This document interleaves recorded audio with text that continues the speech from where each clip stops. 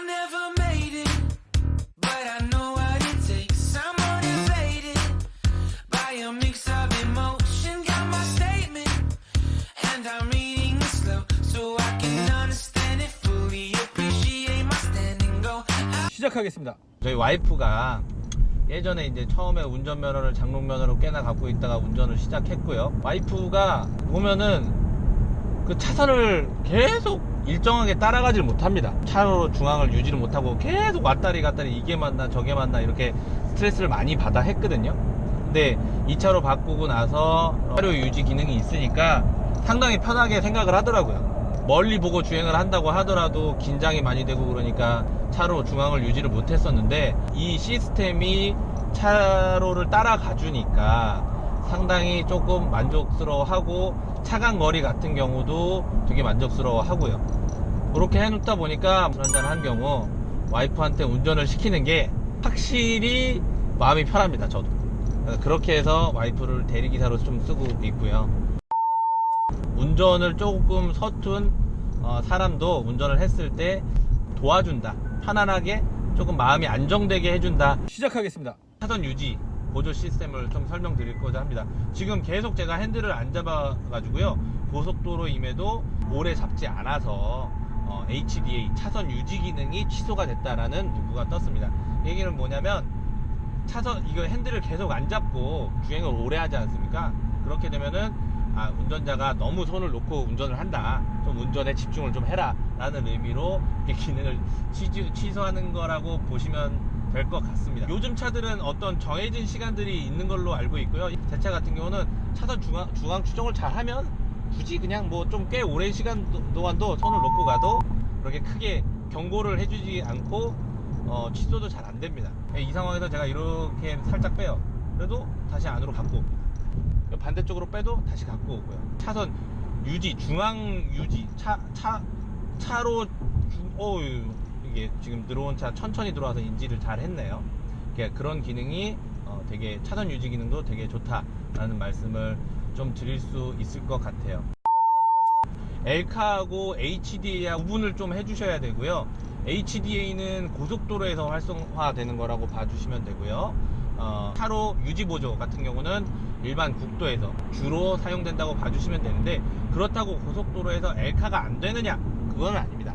엘카 영역은 이만큼 차로만큼 되어 있는 거고요. HDA 영역은 조금 더 가운데 또는 정가운데를 최대한 추종하게끔 가운데서만 이렇게 움직이는 거라고 봐주시면 돼요. 그래서 만약 이 도로의 공률이 너무 세서 추종을 못하는 경우 빠져나가고, 그 빠져나갔을 때 이렇게 빠져나갔을 때 엘카가 한번 개입돼 줄 수 있다, 개입한다, 뭐 그런 컨셉으로 이해를 해주시면 될 것 같습니다. 지금 제가 계속 핸들을 흔드는 이유는 내가 운전을 하고 있다, 그런 거를 인식시켜 주기 위해서 그렇습니다.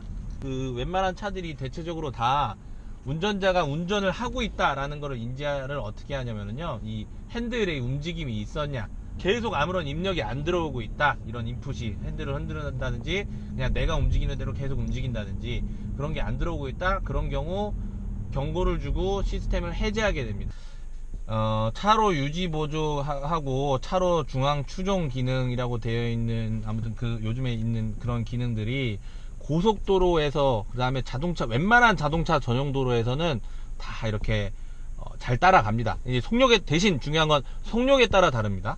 웬만한 규정속도 플러스 한 10% 정도에서는 웬만하면 다 잘 따라갑니다. 근데 단 그 길이 너무, 공률이 너무 세다, 너무 확 꺾이는 길이다, 그런 거는 어쩔 수 없어요. 70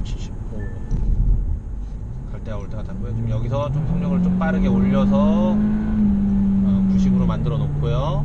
한번 보겠습니다. 되는지, 핸들 모양이 빠지는지 안 빠지는지 한번 보시죠. 따라가고 가는데 하냐 되는 것 같습니다. 근데 제가 알기로는 지금 이 코너가 보면 저쪽 왼쪽에 있는 차선이 더 안쪽이죠. 그러면 안쪽에 있는 곳이 공률이 더 셉니다. 그러니까 더 회전 변경이 짧게 됩니다. 이렇게. 그래서 왜냐면 지름상 더 안쪽에 있고 그러니까 하기 때문에 그렇고요. 그거를 좀 비교를 여기서도 한번 해보고 반대편에서도 이따가 해볼게요. 반대편 같은 경우는 돌아 나갈 수 있는지, 돌릴 수 있는지, 따라서 돌 수 있는지 그걸 좀 보도록 하겠습니다. 근데 방금 그 도로를 지금 방향으로 해서 100km로 달리면 제 생각에는 못할 것 같아요. 왜냐면은 손을 놓고 했을 때 100km로 달려봤을 때 MDPS가 보조를 해가면서 유지를 하기가 힘들기 때문에 시도를 하다가 그냥 놔버릴 것 같습니다. 핸들을 놔버릴 것 같아요. 한번 보시죠, 어떤지.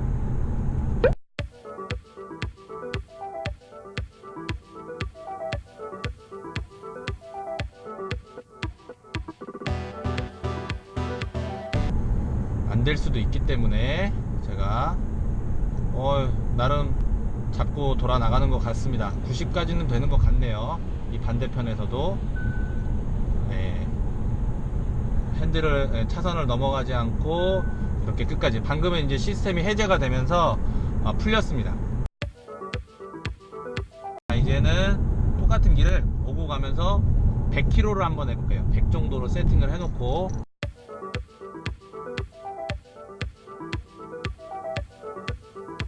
자, 이제 왔고요. 여기를 쫙 가속을 해서 100까지 올리겠습니다. 자, 똑같은 안쪽 차선이고요. 100으로 속력이 됐고요. 유지하는지 볼게요. 되나?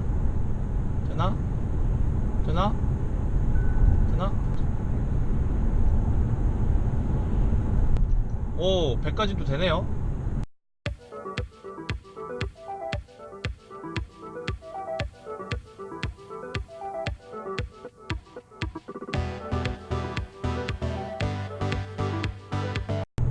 아까 전에 이제 돌아가던 구간 똑같이 100으로 세팅을 해놨고요.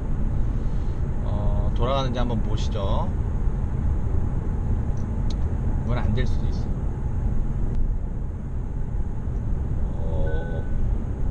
핸들이 잡으라고 나왔지만, 되나요? 지금 여기서 속력이 조금 더 높아지면 아마 이탈을 할 것 같습니다. 지금 방금 소리 들으신 것처럼 조금 코너에서 최대한 이게 나름대로 지지를 이렇게 핸들을 꺾어주고 있는데 자동차가 알아서, 근데 속력이 너무 조금 높아지니까 차가 점점 밖으로 언더스티어 나면서 밀려나가면서 차선을 밟았습니다. 얘가 할 수 있는 만큼은 했는데, 그런 상황을 보실 수 있고요. 아마 110 정도면 저 갔던 차선, 오는 차선 모두 다 안 될 것 같습니다. 여기서 10km가 더 높아지면은 관성이 더 커지고, 그래서 더 밀려나고, 그래서 밖으로 빠져나가고, 그러면서 아마 그 제어를 해제해버릴 거예요. 이게 똑같은 구간이라도 속력별로 유지를 해줄 수 있기도 하고 없기도 하다. 그러니까 빠르면 빠를수록 더 힘을 더 많이 줘야 되기 때문에 자동차 스스로 알아서 그 어느 정도 기준이 있고, 그 기준이 넘어가면은 못한다 또는 벗어난다, 이런 것들을 보셨습니다. 일단 그 마무리하는 과정 중에서 일단은 현재 이런 국도 4차선 국도 같은 경우는 뭐 웬만큼 쓸만합니다. 전방 레이더 기능도 엘카 기능도. 네, 다만 시골길이나 어떤 왕복 2차선 도로, 이렇게 900가 아니라 그 공률이 심한 도로, 이렇게 커브가 심한 도로, 그런 데선 잘 못 쓰고, 산길 그런 데도 좀 활용하기가 좀 어렵다라는 점을 알아두시면 될 것 같습니다. 다음으로 이제 전방 레이더와 전방 카메라는 좀 한계사항이 있다. 다른 사람들이 리뷰하는 걸 봤을 때 내가 운전하는 것보다 나을 거라고 생각을 했다라는 그런 말들을 하시는 걸 좀 봤는데요.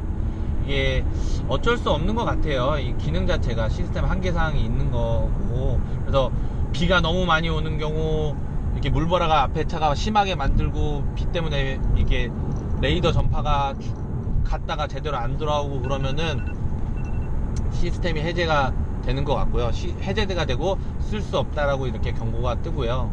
카메라, 이게 차선 유지 기능 같은 경우도 비가 너무 많이 온다든지, 아니면은 해가 지는 과정 중에 역광 때문에 빛이 많이 들어가서 이렇게 차선이 제대로 카메라가 인지를 못하는 경우, 그런 경우에 이렇게 시스템들이 해제가 되거나 활성화가 되지 않아서 지금 초록색이 아니라 흰색으로 바뀌는 경우, 그런 경우들이 발생을 하더라고요. 저도 한 1년 동안 타오면서 보니까 그렇게 되는 걸 볼 수가 있었습니다. 그런 점들이 있다라는 걸 여러분들께서 알고서 운전을 하면 많은 도움이 될 거라고 생각합니다.